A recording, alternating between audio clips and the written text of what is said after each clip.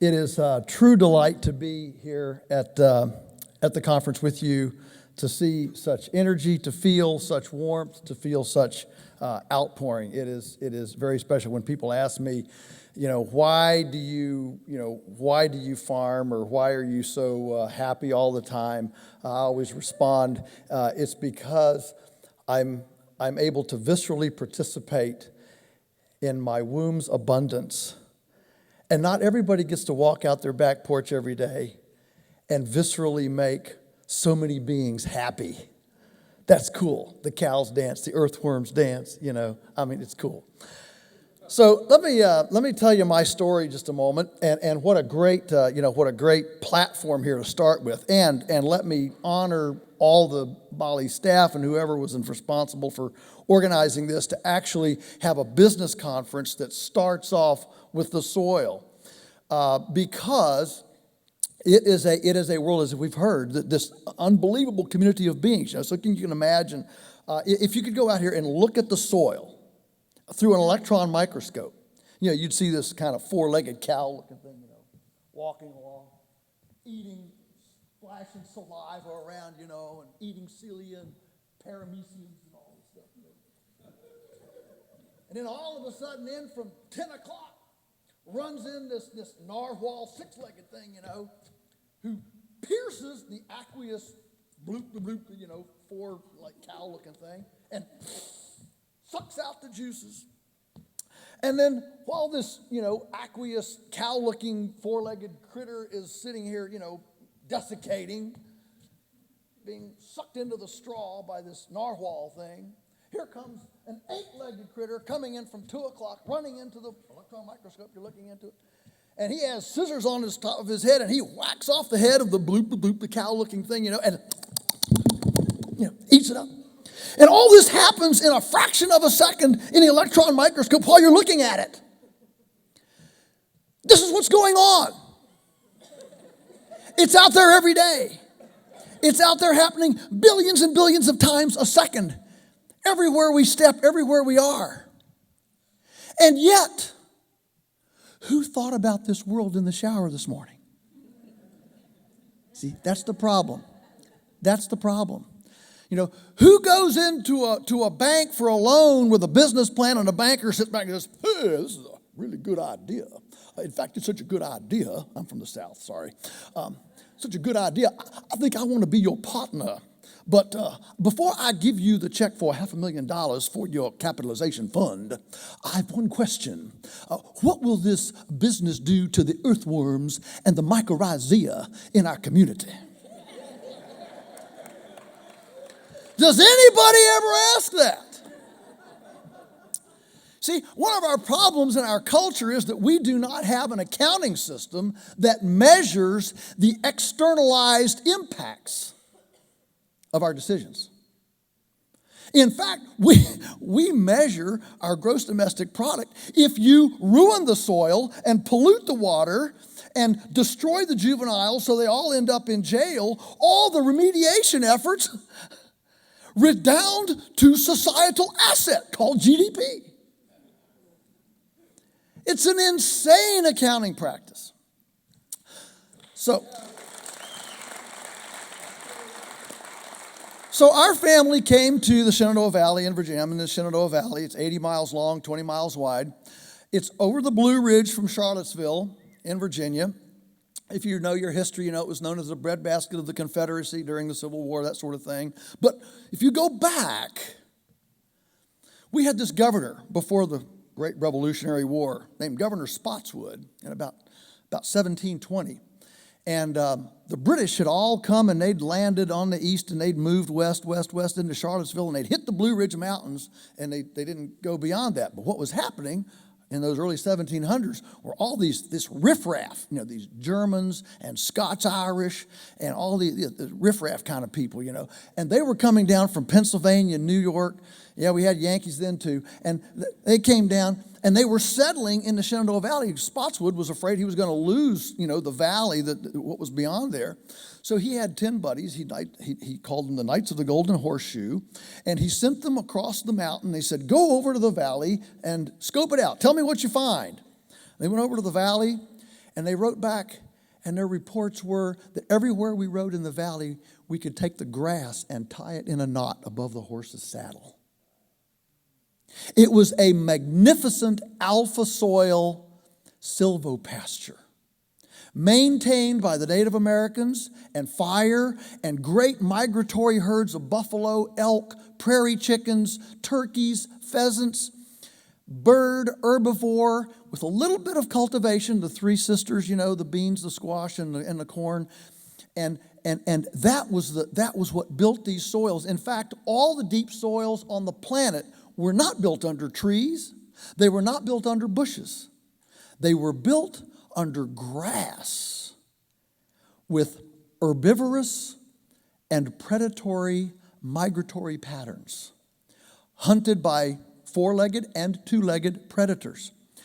Because you see, the way the planet works is solar energy comes down and it hits plants who photosynthesize that energy into it.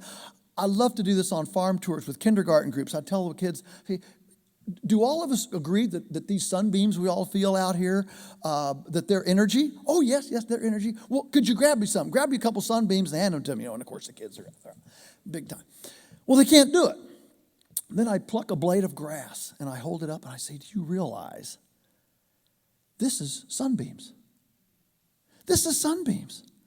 It's the most amazing thing. I mean, isn't it amazing that through photosynthetic activity, this plant can pluck mystical sunbeams out of the air and turn them into something physical, fungible, tradable, weighable, measurable. That is in itself the biomass, the carbon of the planet that then drives the carbohydrates in the soil that Sally talked about, that drive the land healing, that drive the organic matter, that drive the carbon-centric element of the soil. That's what drives the entire thing. And so this plant grows in a sigmoid curve, an S curve. It's kind of like this, all right? An S curve. It starts slow when it grows, then it grows real fast, and then it slows down and goes into senescence. I call the first part diaper grass, the second part teenage grass, the third part nursing home grass. Now, the way nature works with the buffalo, with the herbivores, the reason there are herbivores all over the planet, from llamas and alpacas to zebras to caribou to buffalo to cows to goats to sheep, the reason that there are herbivores all over the planet is because this S-curve biomass, if left unpruned, simply falls into senescent nursing home stage and volatilizes its carbon and doesn't get restarted into this rapid metabolic sunbeam conversion into carbon sequestration. So nature, in order to restart this rapid biomass accumulation, has the herbivore come along right as it goes into senescence. That's when all the carbohydrates and sugars are high enough to feed these four big sauerkraut vats in this four-legged portable mowing critter. The herbivore is a great big portable sauerkraut vat that takes in this biomass, ferments it inside, and turns it into meat and milk and bone and hide and all sorts of things. For the Native Americans, the buffalo was a walking supermarket. It was their shelter, their instruments, their tools, their food, everything. So that's how nature works. And it's fundamentally carbon-centric. All right. So what happened was, when the Europeans came into the Shenandoah Valley, they saw this beautiful tall grass and this beautiful alpha soil, and they brought with them a grain-based, annual-based economy. They didn't take time to ask the natives, how have you built this for millennia? They simply translocated their holy grail of grain, and in the day, grain was extremely expensive. This is the first time in human history grain has been cheap. But back then, grain was very expensive. It's always been the holy grail. Why? Because tillage is very difficult to maintain, very difficult to do, and very difficult to keep grain away from rats and vermin in a day before storage containers, sheet metal, mesh steel and those kinds of things. And so grain was always expensive, very expensive. I mean, in the Bible, it talks about a harlot being sold for an ephah of barley. It's not because harlots were cheap. And so grain has been very precious.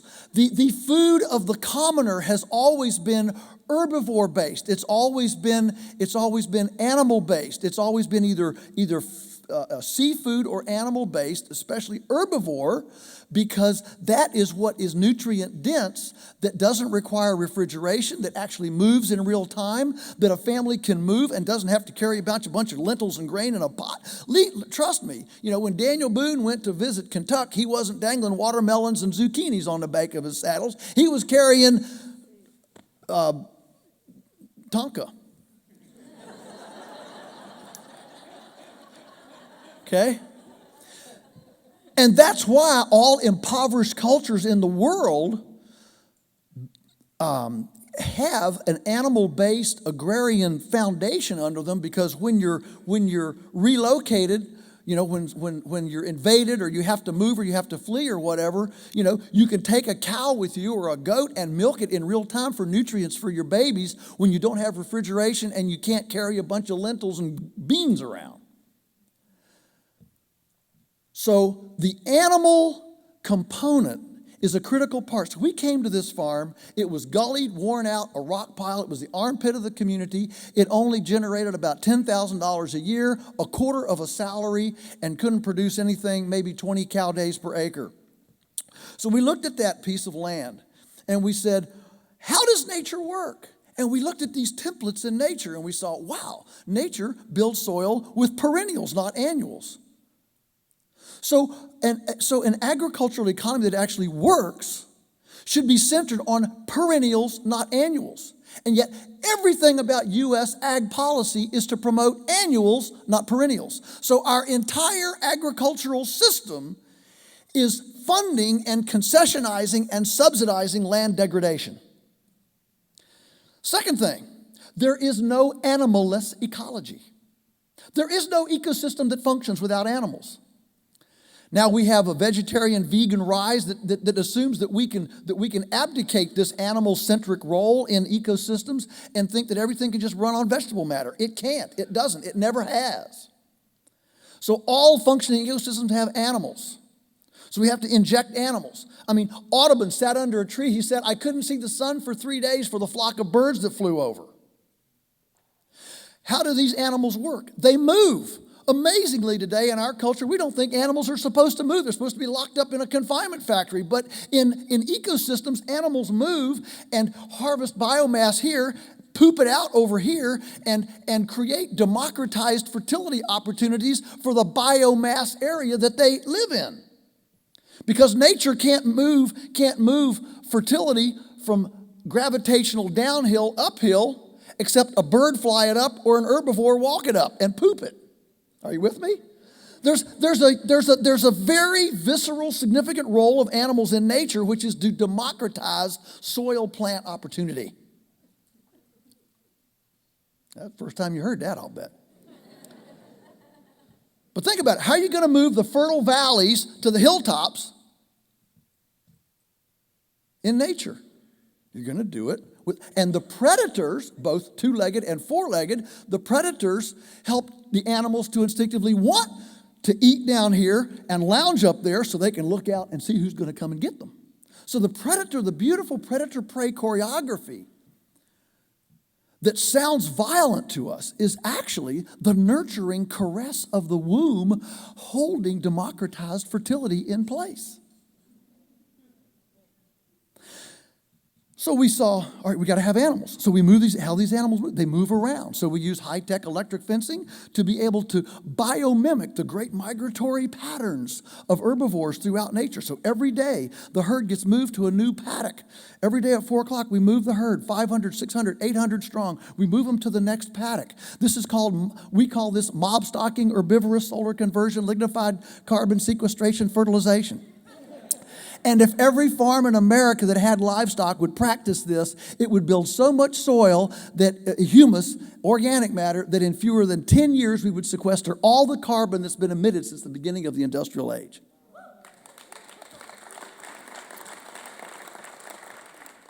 Well, the next thing we said, well, how do we build soil? Is built with carbon.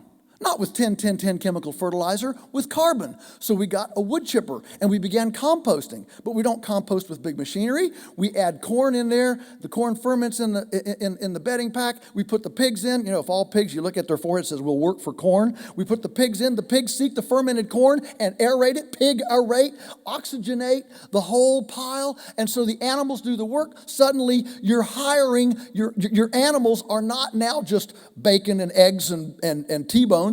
They are actually co-laborers and fellow ministers in this great land healing project. And that fundamentally changes the spiritual and emotional relationship we have with our team and our players. And the pigs don't need their oil changed. They don't need spare parts. You know, they don't need social insecurity or anything. When you get done with them, you eat them. You know, they're just a wonderful relationship. All right.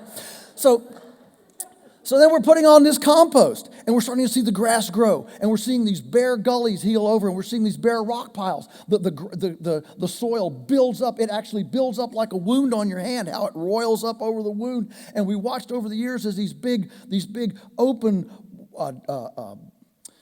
soilless galls, rock galls, just gradually crept in 2 feet, 2 feet, 2 feet, 2 feet. And over the period of time now, since 1961, they have all healed up. They're still thin soil, but they have soil on them. And the whole farm has become a productive, verdant area, producing up to 400 cow days per acre and generating $500,000 in income on the same acreage that half a century ago only could support 10 cows and $10,000 a year. Suddenly, now, the economy of that farm drives the entire, we call ourselves the reverse economy. We are pulling money out of the urban sector and plugging it into the rural economy instead of the other way around.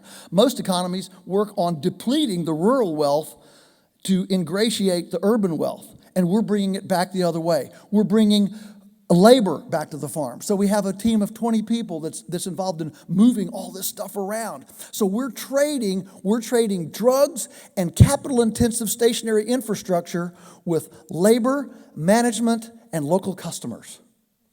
So we don't apologize that our system takes more labor. It doesn't take more labor in the long run because there's nothing to heal from externalized oopses.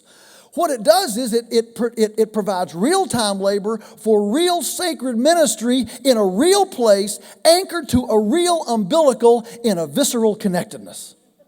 That's what it does. And that enables both our team and our customers to participate in ecological healing. So on our little baggies, you know, our motto is healing the land one bite at a time, because ultimately our position is that we need to be environmentalists by participation, not by abandonment. I get the guilt complex. The story of history of civilization is too often the story of abuse, conquistador mentality, rape, and pillage. I get that. I understand it. But the answer is not to extricate humans from the landscape. It is to take our big brain and mechanical ability and intellectually and mechanically view our landscape and use our hands as a masseuse, not a rapist. It is to use our intellectual and mechanical ability for help, for healing, and not for hurt. And what we've been able to see is a magnificent response. We have this mentality in our country that nature is this reluctant partner that we have to force and rest and move, and I'm going to get you in a head choke and make you grow. Our view is that nature is a benevolent lover that responds to our caress. And this is not a place of scarcity. It is a place of unimaginable abundance. If we will learn to respect and honor and come to nature with the kind of humility, respect, and sacredness that nature asks us to come to. So just imagine, in your wildest imagination, just imagine if all of the petroleum chemical fertilizer used in Virginia were instead rechanneled into a carbon-centric composting, carbon-centric soil building program. Think of the job creation. Think of the wars we wouldn't have to fight to keep oil cheap. Think of the petroleum that could stay in the ground. Think of the hydration that would happen and the floods that would not happen because now the soil, 1 pound of organic matter holds 4 pounds of water. The best way to hydrate the landscape, and we are in a place that needs landscape hydration, let me tell you, is to increase organic matter. On our farm in 50 years, we have gone from 1% organic matter average to 8% organic matter. All you have to do nationwide is go from 1% to 2%, and we would mitigate all the carbon that's been emitted since the beginning of the industrial age. This is not difficult, folks. The tragedy of our time is not that we're lazy and not that we're ignorant. The tragedy is that we're busy about the wrong things. So we've learned how to grow corn with GMO technology and GPS technology with driverless tractors from manipulated computer banks 1,000 miles away in a fifth floor office building in a city. But nobody's asking, why should we grow that corn? We've become, as Stan Parsons, author and founder of the Ranching for Profit School, says, we've become extremely good at hitting the bullseye of the wrong target. Trust me, if all of the money and time and energy that's gone into Los Alamos had gone into permaculture, high pond building, water mitigation, and carbon centricity agriculture, today, this area would be an Eden. And it would be flood-proof and drought-proof. And we could have led the world into a redemptive landscape capacity. And I would suggest that that is a goal and a vision, starting with soil and the life and the biology, our relatives, our cousins in the soil that have their cousins inside of us and around us. You know, we're only 15% human. We're 85% unhuman. Every one of our cells has 3 bacteria hooked up to it. I mean, we're really inhuman. We're really pretty insignificant in that big picture of things. But we are the most significant hurter or healer the way we extend our hands. God help us to extend them as a friend, not as a foe. Now may all of your carrots grow long and straight. May your radishes be large and not pithy. May tomato blossom end rot affect your Monsanto neighbor's tomatoes and not yours. May the coyotes be struck blind at your pastured poultry. May all of your culinary experiments be delectably palatable. May the rain come gently on your fields, the wind be always at your back. Your children rise and call you blessed, and may we all make our nest a more magnificent place than we inherited. Thank you so much for letting me visit with you.